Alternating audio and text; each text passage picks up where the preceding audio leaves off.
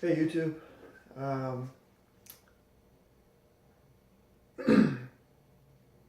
my name is Wes, and I am in, I think, something like hour 79 or so, maybe hour 80, what difference does it make, I made a joke. I'm not super depressed. I can still smile, and so can you. And that's why I'm making this video.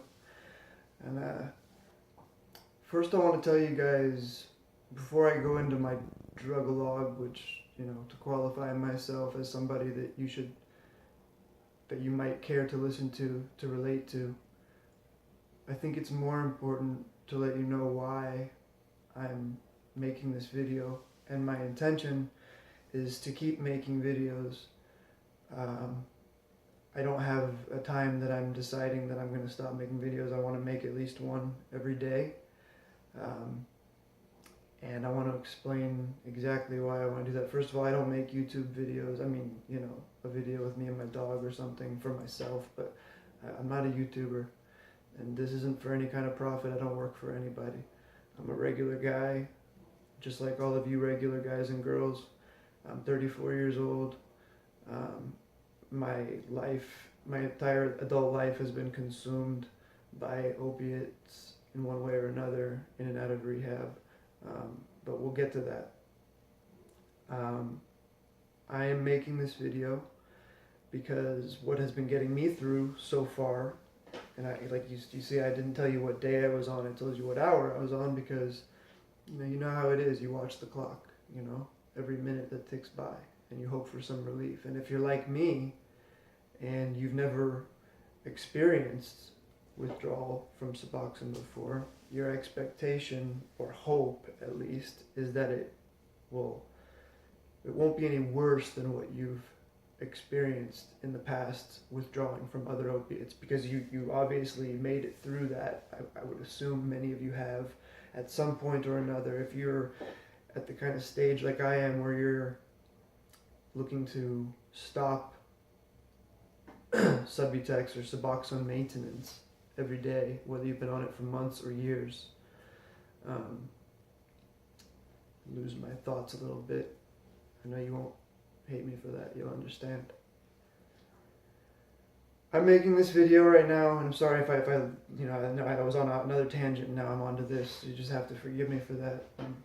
This is not edited. This is stream of consciousness, and I'm doing this for me. This is a selfish thing that I'm doing because this is helping me, and I hope through that somebody, at least one person, connects with what I'm talking about and finds some kind of hope and peace and strength from my words and experience, which are only my own, of course. I shouldn't have to qualify that. It should be obvious, but just put it out there. I'm not speaking for everybody. Everybody is different. Everybody feels different. Everybody handles pain different. I'm going to finally now wrap up what I wanted to be my very, very initial point of this video, was to explain why I am making this video, and I promise to do that right this moment.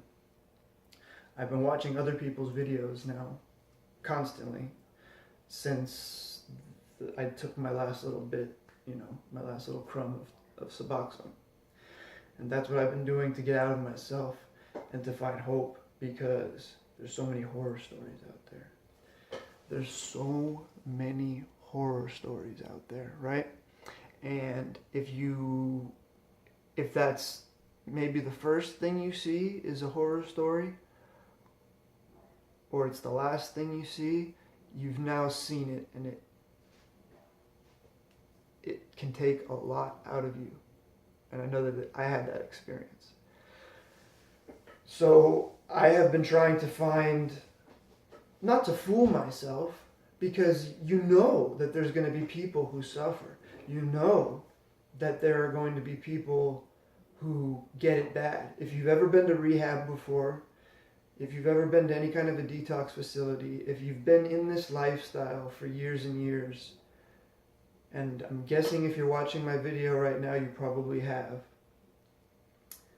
then you understand that not everybody goes through withdrawal the same. I never throw up from opiate withdrawal to this point. I'm not saying that I have any idea what I'm going to go through with this. I have some idea from what I've read, but from my own experience withdrawing from OxyContin and other things of that nature, opioid derivatives, I have had it very good, if you want to put it that way. Withdrawal is never fun. It sucks. It sucks, and even if you don't sweat and puke and snot's not coming everywhere and you're not shitting everywhere involuntarily, inside, I don't know that there's anybody who doesn't feel rotten for some period of time, mentally, foggy. It's what's going on the outside. People break their legs all the time.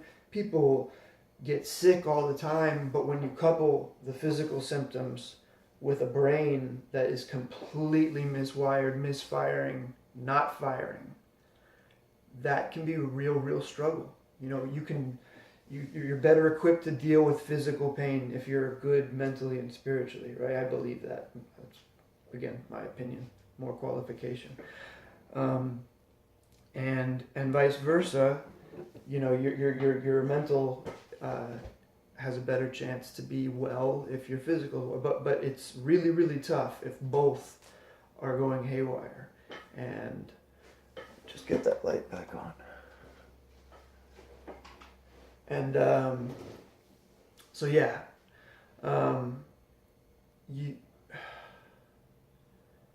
there's a lot of misinformation and horror out there about what you will go through, and I'm an extreme case in my opinion from what I mean. I've been on Suboxone now. I'm gonna finish up that first point. Let me finish it up. I want to continue doing this. I'm not gonna stop making these videos for you guys, for me, and for you. I'm gonna make them every day. I have not decided when I'm gonna stop making them, and I want that because even though I've been able to watch many people's videos and they've been very inspiring, I find that so many of them, day 1, day 2, day 3, day 7, day 9, and then as they start feeling better, they make less and less videos, and then you'll get one video from them 90 days later after the video before that was on their 15th day maybe, and they're telling you kind of vaguely that they're still feeling things, and so you get a really mixed message about what goes on here from a lot of people, in my opinion, and that's fine. Like, we're addicts and alcoholics. We get into things, we get out of things, we get distracted. I don't blame anybody for, you know, cutting off their videos. I thank every single one of these people who's made a video that's gotten me through each and every minute that I watched of their videos, because that's what's gotten me through so far. It kept me out of myself. So now that I've explained why I'm making this video, not as a video making person or a YouTuber or any kind of a self-promotist, little bit of backstory. I've been addicted off and on, mostly on, to, you know, different kinds. Started with Vicodin, you know, Percocet, then OxyContin, and then anything like that I could get my hands on over the years. That was pretty much between the age of 19 and 24. In between that time, I went to 4 different rehab facilities. I had as much as a year and a half completely clean and sober, no pot, no anything. Real 1.5 true years of absolute clean time. And I won't lie to you, that was one of the best 1.5 years of my life, if not the best year and a half of my life. It was amazing.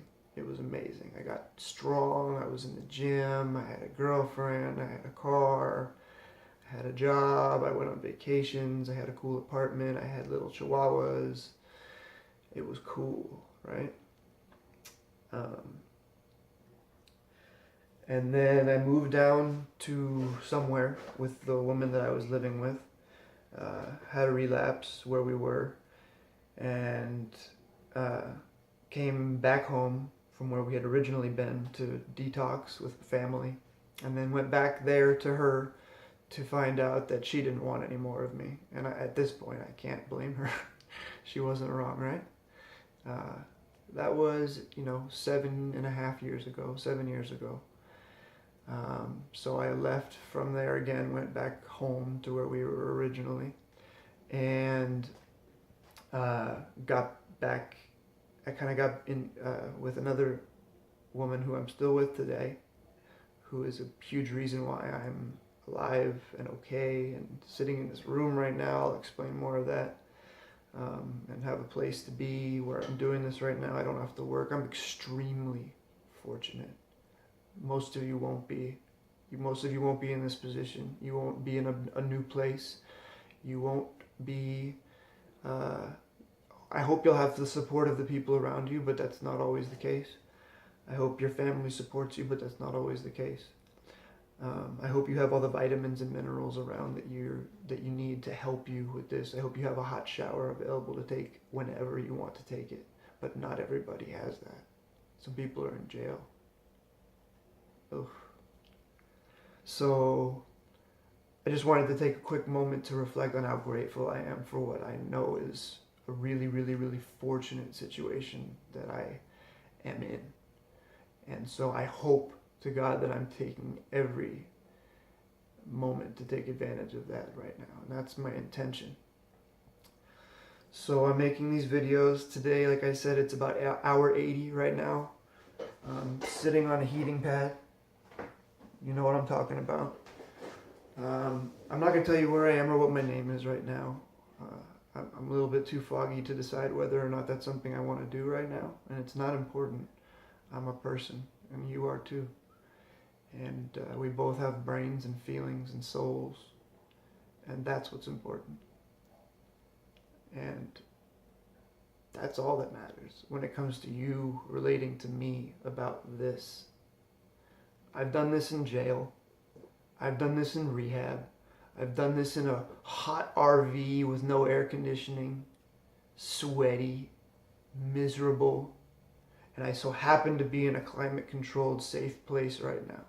And I am grateful to God for that. So if you have any opportunity at any point to take a vacation of any kind, to go to a safe place, if you can figure that out, even if you need to take some time, still taking your Subutex or Suboxone to figure that out, do that. Because removing that anxiety of familiar people, places, and things, availability. Street drugs have not been available to me now, as far as I'm concerned, for about 7 years. I haven't had any cravings. I've been using my prescription actually less than as prescribed since day one. No slip-ups, no bad drug tests. And so I've lost all those connections a long, long time ago. And now I'm far, far away as well. So it's not like I can just go to my, the city where I'm from and, walk the streets. And I have no idea. So removing that from your mind, I cannot begin to tell you how much of a difference that will make in making this easier. Because if I had the availability at the tip of my fingers, just at the press of my phone, I'm not saying that I would go do it right now, because I'm very, very committed to what I'm doing for a lot of different reasons. But turn this down, I'm starting to overheat. Hot and cold, right? It's never where you want it. It's just you get there and then you go there. And, Heating pad. Adjustable heating pad. Fucking amazing. Little hand massager too. Homedics or whatever. Fucking amazing. I don't want to make this too long. It's getting long. You see me right now. I'm not pouring sweat. I don't know if I mentioned this earlier or not, because again, I'm a little foggy, so I'll mention it again. I have always had it easy, relatively speaking, compared to people I've seen. This is not me speaking out of my ass about what I think withdrawals are like. I've seen more people than I can tell you withdrawal from the same things I've been on, so I have a good baseline of what's bad, what's not so bad. And I've never had it bad. I never throw up, never. Hard OxyContin, everyday habits. And I'm not bragging about any of that. I'm grateful for that. It just is what it is. I'm pointing it out not because I want anybody out there to think, hey, I can go fucking use this stuff because maybe I'll be like this guy and it won't be so bad for me coming off of it. No, no, no, no, no. I am the only person I've ever met who has it like that. And I'm only pointing it out so that as you watch these videos of me over these days, depending on what it is you expect me to look like, based on what your expectation is of the progression of this withdrawal, I don't want you to think that I'm bullshitting you or that I'm not going through it or whatever. I want people to know that it can be done, and maybe it's not going to be so bad. Maybe it will be pretty bad. But we all knew what we were getting into when we signed up for this. We all knew. We all knew, right? We all knew. Most of us. And so the expectation for all of us should be the worst, but hope for the best. And being able to see people on a day-to-day basis, day 1, day 2, day 3, day 4, okay, they're still alive. Okay, day 15, hey, he's still alive. Day 30, he or she is still alive. And I'm going to smile for you guys right now because I can. And it's not a fake smile. We'll see how well I'm able to smile tomorrow. We will see. We will see. I love every one of you. Pray for me. I'll pray for you. Spiritual prayers, no religion involved. If you want to take this ride with me, maybe you're on day 1 or 2 or 12 right now, and you want to just take this ride with me. Don't look back. Don't look back to your fucking doctor who wants all your money. Don't look back to the pharmacies who want all your money. Don't give in to the fucking fear. Don't give in to the fear. Okay? It's gonna be okay. I was on 6 to 8 milligrams for 7.5 years every day. It's gonna be okay. I fucking promise you, it's gonna be okay. Contact me in any way, anytime. Ask me for my email, I'll give it to you. I'll see you guys tomorrow.